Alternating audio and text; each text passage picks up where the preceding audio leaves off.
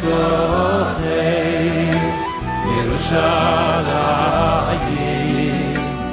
תשכח ותשכח תשכחי. Dans la paracha de Re'eh, de nouveau, nous est mentionné l'interdiction de manger certaines choses, surtout en ce qui concerne les animaux, ce qu'on peut manger, ce qu'on ne peut pas manger. Mais bien sûr, c'est ce qu'on va essayer d'expliquer. Quel est le sens de cette interdiction de consommer certains animaux et pourquoi on peut en consommer certains autres? Surtout qu'à l'origine, avant que la faute de Adam, il n'était pas question qu'on consomme des animaux, et ensuite c'est revenu.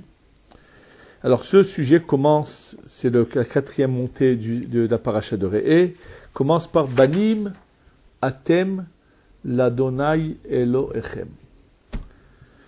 Vous êtes les enfants de votre éternel Dieu, votre Dieu est votre éternel, et continue, il nous explique qu'il ne faut pas avoir certaines attitudes. Car tu es un peuple saint à Dieu ton éternel, et c'est en toi que Dieu a choisi d'être son peuple préféré de tous les peuples de la terre.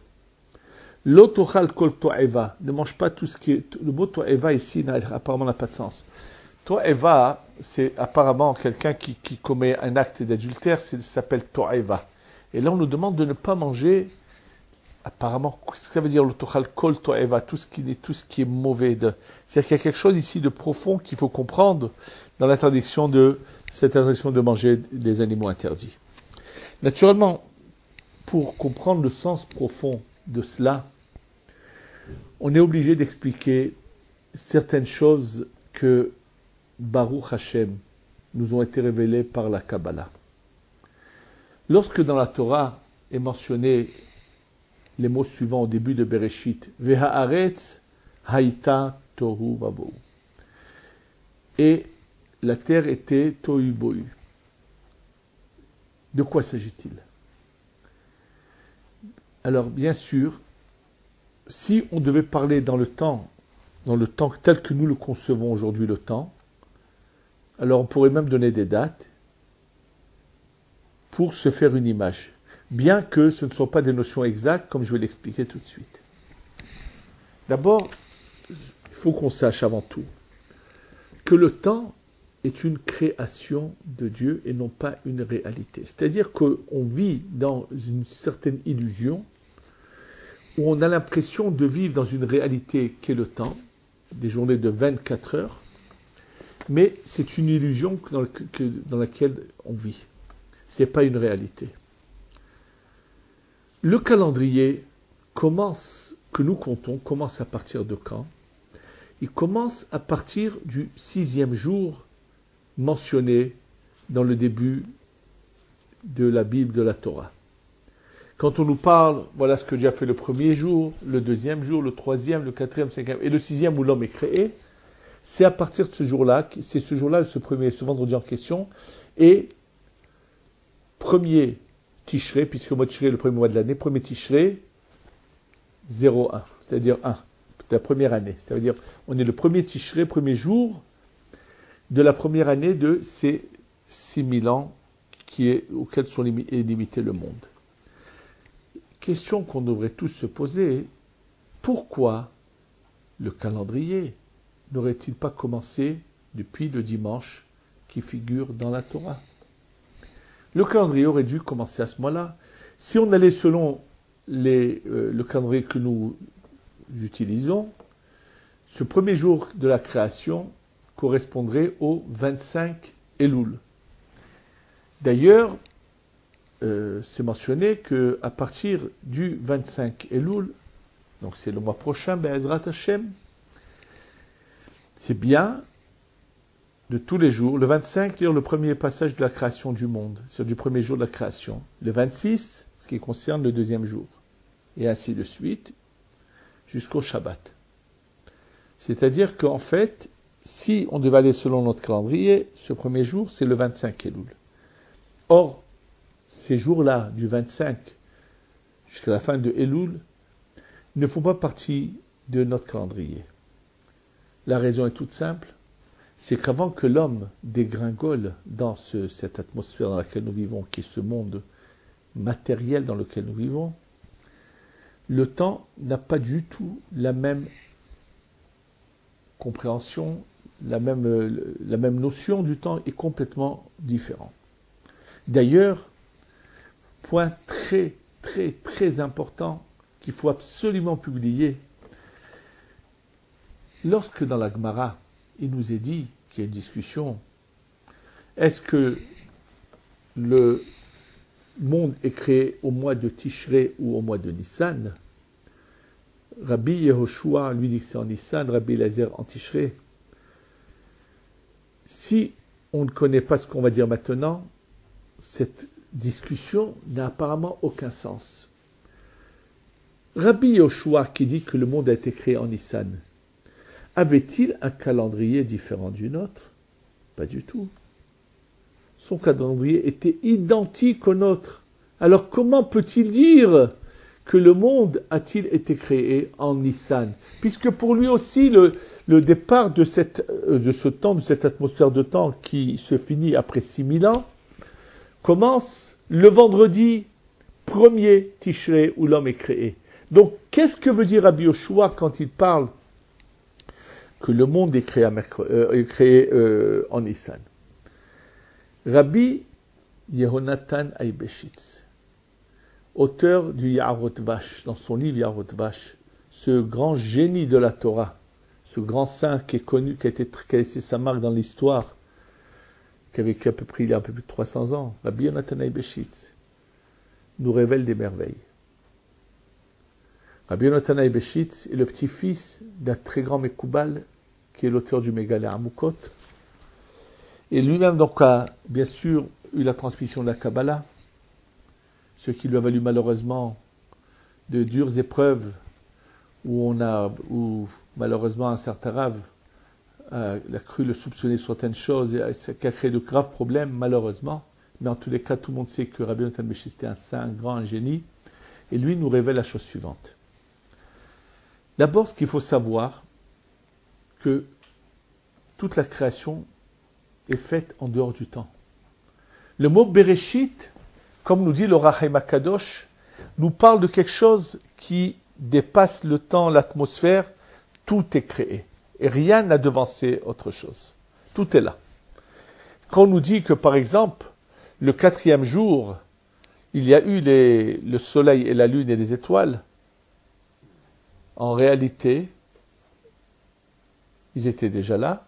Ils ont juste repris leur place dans leur cycle, a commencé à démarrer de nouveau ce jour-là. Rien d'étonnant à cela que ce jour-là a commencé leur cycle, puisque selon la Gemara dans Masechet Sanhedrin, qui nous dit que, que se passe-t-il après 6000 ans? On nous dit, il y a 1000 ans où il y a une sorte où tout le système s'arrête, c'est-à-dire le soleil et la lune, tout le fonctionnement se stoppe. Donc, c'est comme une sorte d'air glacier, de glace terrible et tout, qui recouvre tout. Et puis, quand ça redémarre, de nouveau, le soleil, la lune reprennent leur place dans leur cycle. C'est exactement ce qui est marqué. C'est-à-dire qu'en réalité, tout est là. Simplement, chaque jour de la création qui est mentionné en Torah, c'est comment les choses sont mises en place et ne sont pas créées, mais mises en place. C'est le Rabbi Chaim Ben Attar, le Rachaim HaKadosh, qui nous l'explique dans son commentaire au début de Bereshit, que tout a été créé, rien n'a devancé à quoi que ce soit. Le mot Bereshit, donc, c'est une notion qu'on ne peut pas définir en dehors du temps, de l'espace, de l'atmosphère, de tout ce que l'on veut, où tout est créé, tout existe, et simplement, il y a la mise en place. Cette mise en place dure 6000 ans, et tout s'arrête, c'est un néant. Que se passe-t-il? Tout simplement, une bonne partie, la grande majorité même des êtres disparaissent complètement, et seulement cette minorité qui a suivi de manière à 100% le chemin de Dieu remonte à l'emplacement où se trouvait l'homme avant d'avoir fauté. Maintenant, quand on nous parle de l'homme qui est créé le 6e jour, C'est pas une nouvelle création comme ça qui aboutit, mais c'est le résultat d'un processus qui a commencé en fait avant ce fameux premier jour de semaine qui est mentionné dans la Torah, où apparemment tout commence. Et la Torah nous fait allusion nous parle de ce processus en allusion, quand elle nous dit Vehaaretz haïta tohu vavohu. Elle était avant cela. Pour qu'on puisse se faire une image, on va parler dans le temps comme nous le comprenons le temps, c'est-à-dire comme nous le vivons actuellement, bien que ce n'est pas du tout la même notion, mais c'est juste pour comprendre un peu l'image.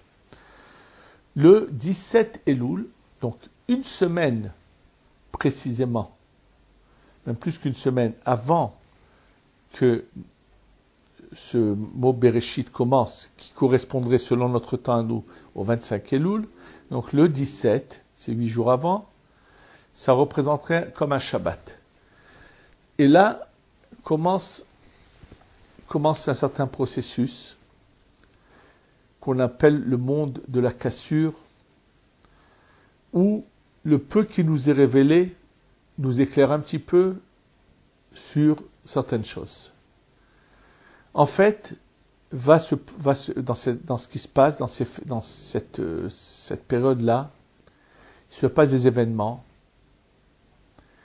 où déjà le mal apparaît, simplement ce mal étant uni au bien, et qu'il faut séparer ces deux choses-là pour donner une chance à ce que les choses se réparent et s'arrangent, va se passer ce processus qu'on va voir. Donc le 17, certaines lumières divines descendent, mais ces lumières divines, elles n'ont pas vraiment le problème, mais elles vont faire naître après elles des lumières avec problème, qui vont commencer à naître le 18, le 19, le 20, 21, 22, 23 et 24. Je vous dis, j'appelle ça des jours, mais ce n'est pas des jours, ce sont des périodes qu'on ne pourrait même pas définir, où il se passe des processus, où il y a le règne de la lumière, mais le mal qui va détruire, qui va provoquer des destructions, mais il va y avoir des règnes. Et ces règnes-là sont en allusion dans la Torah, dans certains endroits. Et quand va finir ces 7 règnes qui doivent y avoir, où vont régner 7 forces dans lesquelles il va y avoir, où le mal va avoir la domination et va provoquer des destructions, finalement, le 24 Elul va se déclencher un processus qui est déclenché, bien sûr, par le Saint béni soit-il, le Tout-Puissant, mais grâce à quoi? Grâce au fait qu'il y a déjà, dans ces forces qui vont être plus tard ce qu'on va appeler les justes et tzadikim, leur désir de bien qui est présent au Saint béni soit-il, au Tout-Puissant, qui va être la force qui va encourager, qui peut-être pas encourager, mais qui va faire que le Saint béni soit-il va commencer une certaine réparation. Cette réparation qu'il commence à faire va se concrétiser le 25 Elul, ce premier jour mentionné dans la Torah. Et là, les choses vont commencer à prendre une place normale. Les premiers à prendre leur place, c'est les astres et le globe terrestre, comment il apparaît, parce que eux, dans leur source d'énergie divine dans lesquelles ils ont été créés, ils n'ont jamais eu à redire sur la création du Tout-Puissant. Donc c'est pour ça qu'ils sont les premiers à se mettre de nouveau en fonctionnement. Et ce processus va continuer. Quand arrive le mercredi de cette création, le système solaire, lunaire et des étoiles et des signes du zodiaque se mettent en place. Or, nous savons qu'il y a un roulement dans les signes du zodiaque où nous avons tous les mois quelque chose d'autre. Le mois de Tishré correspond à Balance. Le mois de Tammuz, Scorpion. Chaque mois a donc son... Le mois de Nissan qu'on appelle le talé, je pense que c'est le bélier en hébreu, en français, pardon, talé en hébreu. C'est à ce signe-là que le système se met en place. Et donc Rabbi Yoshua, pour nous faire comprendre qu'à ce moment-là va se déclencher un processus qui va être très actif dans l'existence de ces 6000 ans, il lui parle de cette création-là quand il parle du mois de Nissan. Et là, Rabbi Yonatan Ayibeshis nous explique, attention, comme on n'est pas dans les mêmes conditions de temps que dans lesquelles nous vivons, entre ce mercredi et le vendredi de la création de l'homme, mais pas de la création, que lorsque l'homme dégringole en bas, avant qu'il dégringole, le temps non plus n'est pas le même. Les signes vont passer de Talé, qui correspond à Nissan, et vont arriver au moment où il va dégringoler, ce serait comme 6 mois plus tard, à Balance, qui est Tishré. Donc lui, quand il dégringole en bas, le système est sur Tishré Balance, alors qu'il a démarré dans ce qu'on appellerait nous 2 jours avant, au système de 6 mois avant dans notre système à nous. En fait, même l'homme avant de descendre, son temps n'est pas le même, puisque on sait qu'il est au Gan Eden, qu'il se passe des quantités de faits dans le Gan Eden, jusqu'à que finalement, comme on dit, se laisse piéger et qu'il doit dégringoler en bas. Et donc, cette discussion de Rabbi Yoshua, de Rabbi Eliezer parle du temps, une fois comme il existe chez nous, une fois que l'homme a dégringolé sur ce globe terrestre, et comment nous commençons à compter le temps, donc c'est Tishré. C'est pour ça que Rabbi Eliezer parle de cela.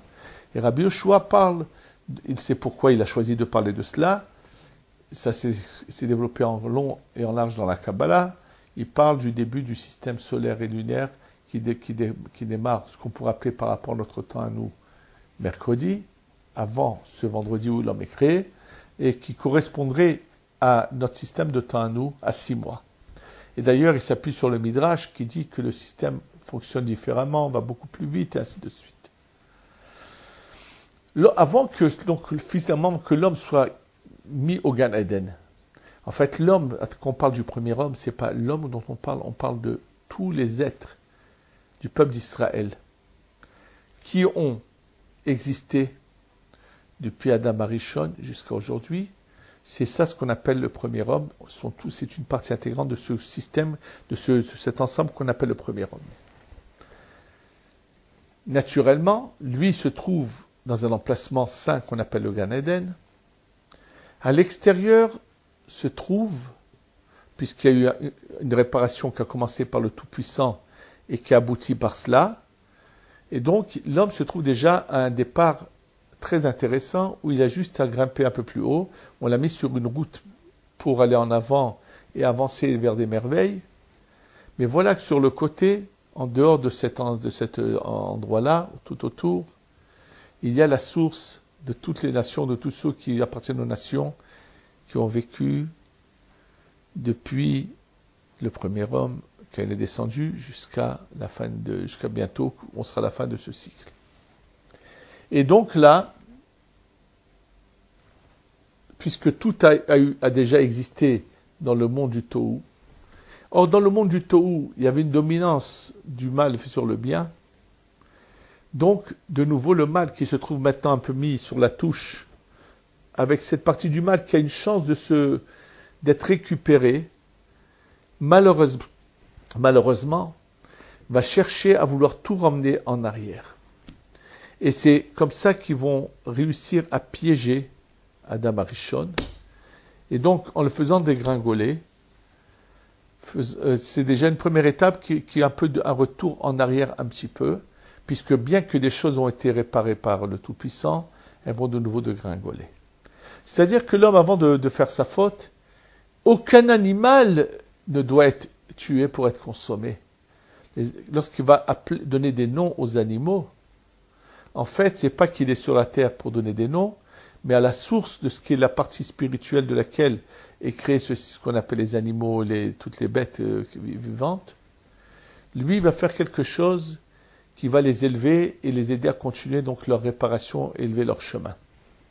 Donc en fait, l'homme va commencer à faire des choses très positives, va grimper, monter, et au fur et à mesure, le mal va être détruit. Et le mal soyant détruit, va se déchaîner, va trouver des astuces pour faire tout ramener en arrière, et non pas seulement ramener en arrière à ce que l'homme a réparé, mais même une partie de ce que le Tout-Puissant a déjà réparé va retomber en arrière.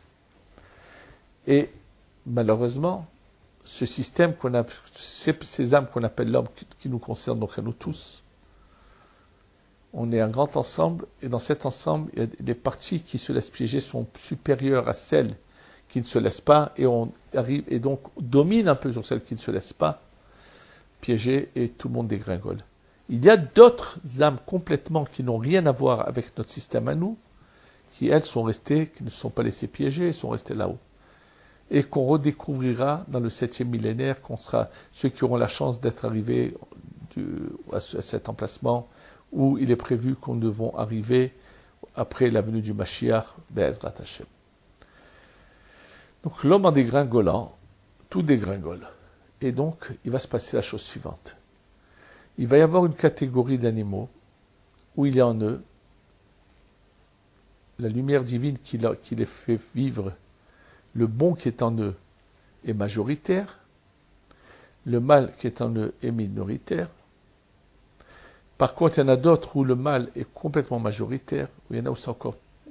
Les pourcentages, selon les catégories, sont différents, et où le bien est vraiment minoritaire. Et à ce moment-là, vient ce commandement qui va nous ordonner de quelle manière on va réparer les animaux. L'animal qui aura eu de la chance, parce que dans sa source divine, de laquelle il a finalement émergé en tant qu'animal sur ce globe, il a déjà passé des tests où il a montré son orientation. Donc celui qui aura été choisi, qui aura fait un bon test là-haut, ici en bas, quand il apparaît ici là, il va avoir la chance d'être acheté par cette communauté juive qui veut consommer que du kasher, et il va tomber entre les mains d'un juguleur qui fait les choses dans les règles de la loi de la Torah, avec la bracha, avec la bénédiction qu'on fait avant de passer le couteau sur cette gorge, et grâce à cette action que va faire le shochet. Et ensuite, grâce aux commandements respectés qui vont être de sortir le sang de cet animal, et qui vont être de faire des bénédictions. Est-ce qu'il va être consommé un Shabbat ou en semaine? S'il est consommé en Shabbat, ce sera bien sûr toutes ces parcelles de lumière qu'il y en a en lui, où c'est qu'elles vont s'élever.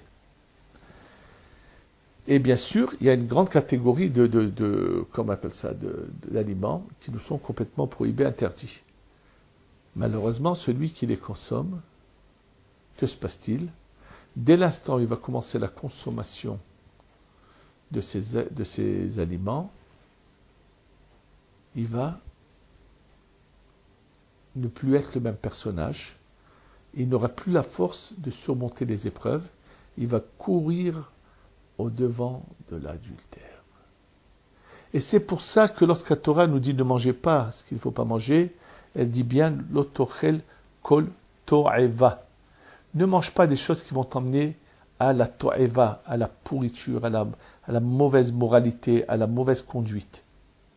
Parce que si tu consommes, tu ne sauras jamais où t'arrêter, et tu seras comme un animal sauvage qui a besoin de donner libre cours à ses instincts, qui même s'il doit prendre l'avion dans 1 heure, et qu'il est à l'hôtel, avant de quitter l'hôtel, dès qu'il trouvera un animal qui lui convienne pour passer quelques minutes avec, il le fera, comme c'est le cas qui s'est passé malheureusement récemment aux États-Unis, avec tout le monde sait ce qui s'est passé, parce que celui qui consomme ce qu'il ne faut pas consommer, il peut avoir une apparence humaine, mais malheureusement c'est comme un diable qui est en lui, et il n'y a aucun contrôle de sa personne. Tout ce qui correspond au mal, pourquoi? Parce que le mal veut retourner au monde du Tohu, où il est dominé. Donc il fera tout pour détruire. C'est ce qui a failli se passer lors de la faute du Vaudor, où tout allait être détruit, et hop, on risquait de revenir en arrière. C'est ce qu'il voulait, le Erev Rav qui était là présent, Parce que leur source d'énergie, ça fait qu'ils avaient été, eux, les dominateurs à une certaine période. Donc, c'est pour ça que la Torah nous parle des différents bêtes qu'on peut ou ne pas consommer. Même quand on peut les consommer, de quelle manière nous devons les consommer? Avec ce qu'on appelle la shrita, ce couteau spécial, avec la bracha que fait le shochet, et ainsi de suite. Ce qui est dit sur les animaux, il y a la même chose en ce qui concerne les plantes. On va parler d'abord des fruits de l'arbre. En ce qui concerne les fruits, quand on nous dit les fruits dans lesquels Eretz Israël est loué, les 7 sortes de fruits, on parle de Eretz Israël, de la terre d'Israël. Quand on dit le mot Eretz, on parle d'une lumière féminine qu'on appelle la Malchut, la Shekhinah, comme vous voudrez l'appeler. Tous les fruits font partie, sont des sortes de la lumière de la Shekhinah, de la Malchut. Simplement, il y a 7 catégories de fruits qui, eux, ont une supériorité aux autres. Mais il y a un fruit qui, lui, est en fait au-dessus de tous, qui, lui, ne sort pas de la Malchut, mais qui sort d'une lumière, d'une sphère qui est au-dessus de la Malchut, qu'on appelle la Tiferet du monde de la Hatzilut, c'est la pomme. La pomme est un fruit qui, en fait, a une supériorité à tous les autres fruits qui existent. Selon les Mekoubalim, c'est bien, tous les vendredis soirs, de faire la bénédiction de Boré Peri Haetz sur de la pomme. Et les Juifs d'Afrique du Nord qui ont de façon la coutume de faire des berachot entre le kiddush et la netila, avant la netila et après le kiddush, ce serait une bonne chose que de mettre à table de la pomme et faire dessus la bracha de Boré Peri Haetz. Sinon, ceux qui n'ont pas cette coutume le feront à la fin du repas, mais c'est bien de faire la bracha de Boré Peri Haetz.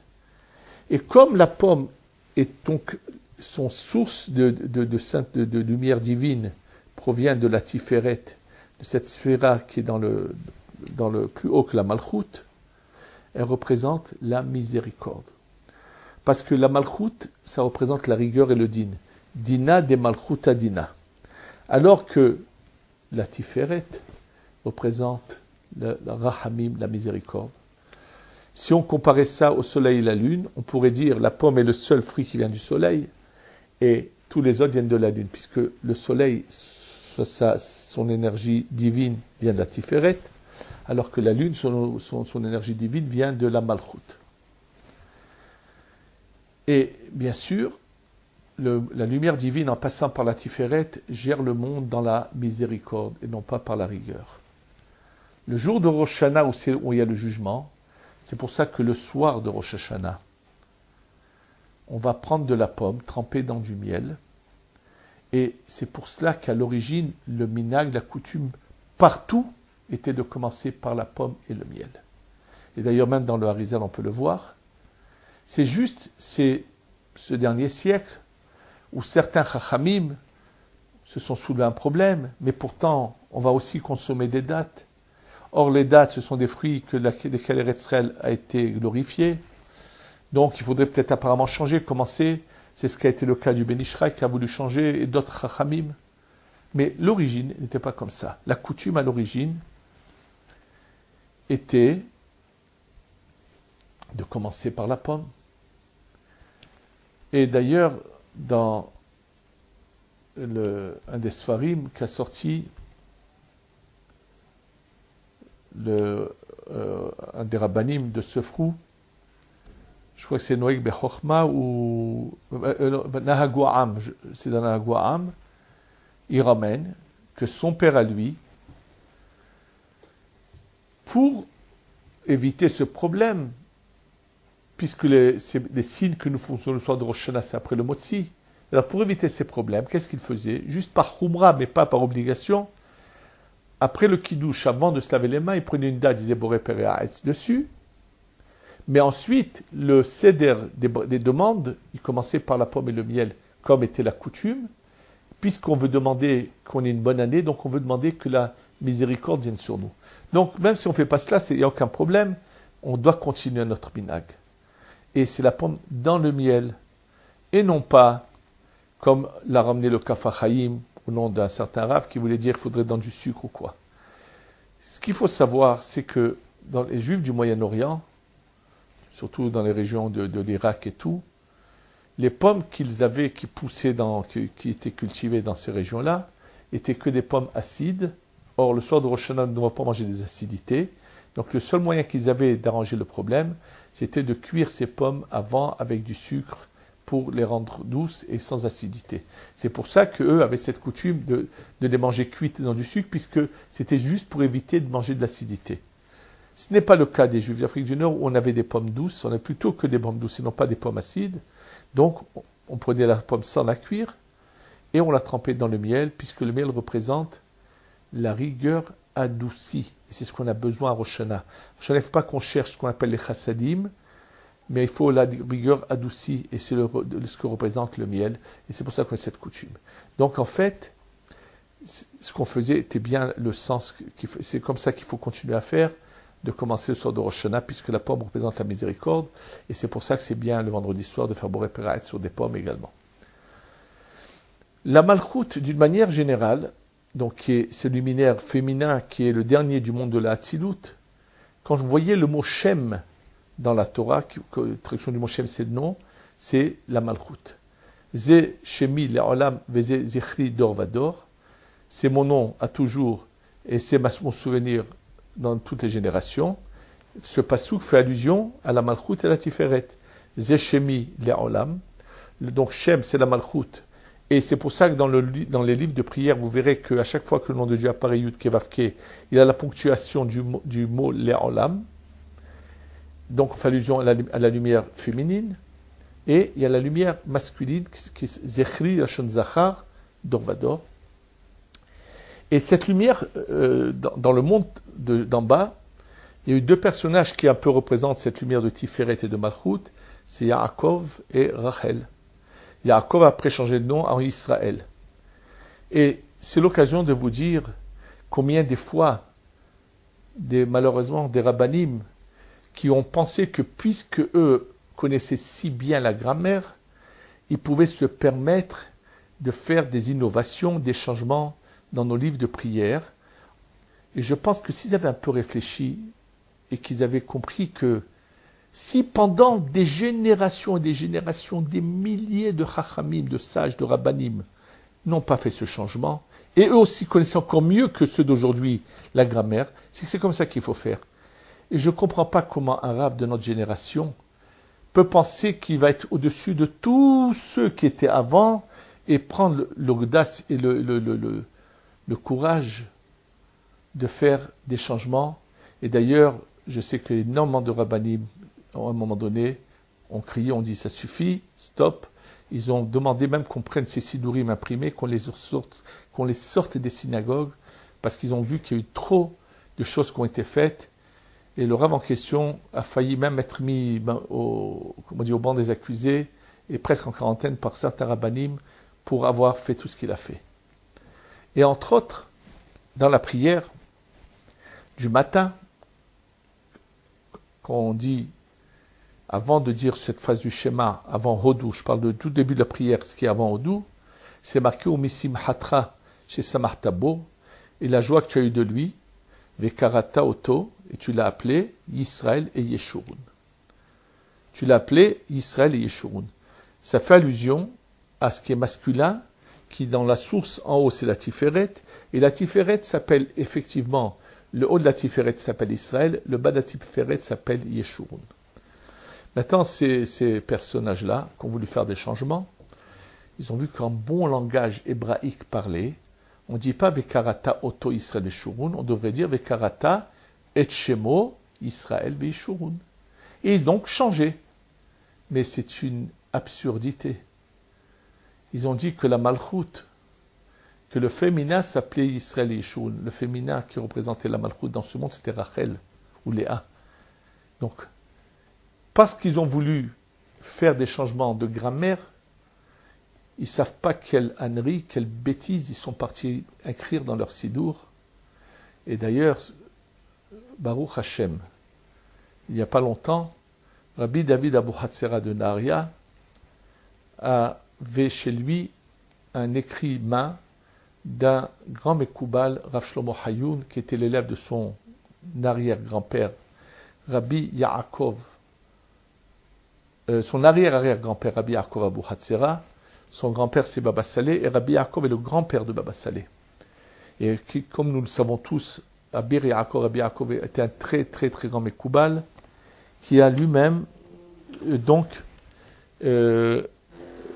comment on appelle ça, qui a lui-même enseigné la Kabbalah, et un de ses talmidim qui s'appelait Rabbi Shlomo Hayoun. Ce Rav Shlomo Hayoun a donc écrit un livre, de prière, avec les pensées qu'il faut avoir, et à côté du mot Vekarata Oto Yisrael Veshurun, il marque entre parenthèses la Kavana, qu'il s'agit de la Tiferet de la Hatzilut, qui s'appelle Israël et Yeshurun, comme je vous l'ai dit. Et donc ceux qui ont fait le changement ont fait une, malheureusement, très grave erreur, parce qu'ils ont complètement déformé le sens de cela. En tous les cas, ce que nous devons retenir de tout cela, c'est que maintenant, que se passe-t-il dans les aliments on va justement encore faire par un point.